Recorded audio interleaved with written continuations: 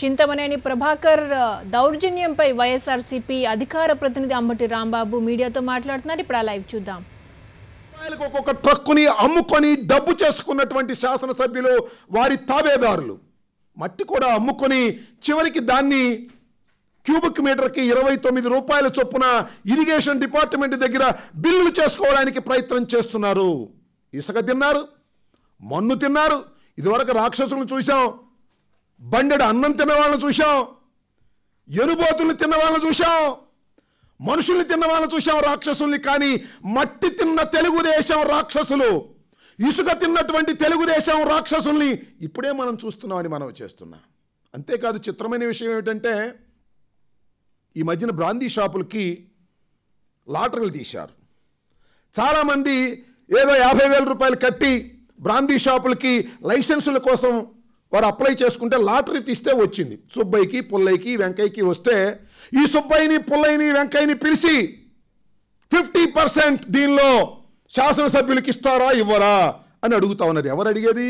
శాసనసభ్యులు కాదు, తెలుగుదేశం కార్యకర్తలు కాదు, ఎక్సైజ్ డిపార్ట్మెంట్ వారే పిలిచి రాజీ చేసి శాసనసభ్యుడికి మీరు 50% వాటా ఇవ్వకపోతే మీరు వ్యాపారం ఇక్కడ చేయలేరు.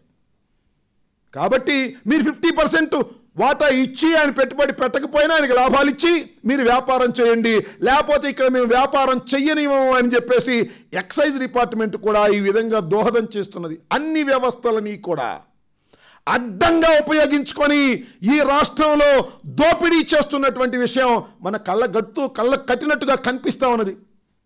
తీరా చూస్తే ఇదేదో రుణమాఫీ చేస్తుంది, డోక్రా మహిళలు మాఫీ చేస్తుంది రుణాలకి, లేదా చేనేత కార్మికుల యొక్క రుణాలను మాఫీ చేస్తుంది ఈ ప్రభుత్వం అని వాగ్దానం చేసి మాఫీ సంగతి పోయి మాఫియా ప్రభుత్వంగా తయారైంది వాళ్ళ రాష్ట్రంలో.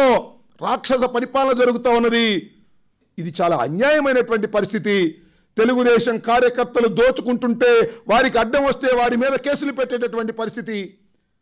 అలాగే వైఎస్ఆర్ కాంగ్రెస్ పార్టీ వారు అన్యాయం అంటే ఆ అన్యాయం అన్న వారి మీద కేసులు పెట్టేటటువంటి పరిస్థితి ఇవాళ రాష్ట్ర వ్యాప్తంగా జరుగుతూ ఉన్నది.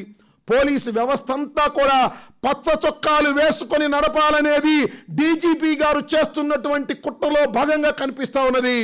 ఇప్పటికైనా తక్షణమే ఆ చింతమనేని ప్రభాకర్ని అరెస్ట్ చేసి న్యాయ ప్రకారంగా విచారణ జరిపించవలసినటువంటి బాధ్యత పోలీస్ శాఖ మీద ఉంది. ఇన్వెస్టిగేషన్ చేయవలసినటువంటి వారి మీద. ఇవాళ అధికారులను కొడుతుంటే తెలుగుదేశం వారు, పోలీసు వారు రక్షించకపోతే ఎవరు రక్షిస్తారంటున్నా.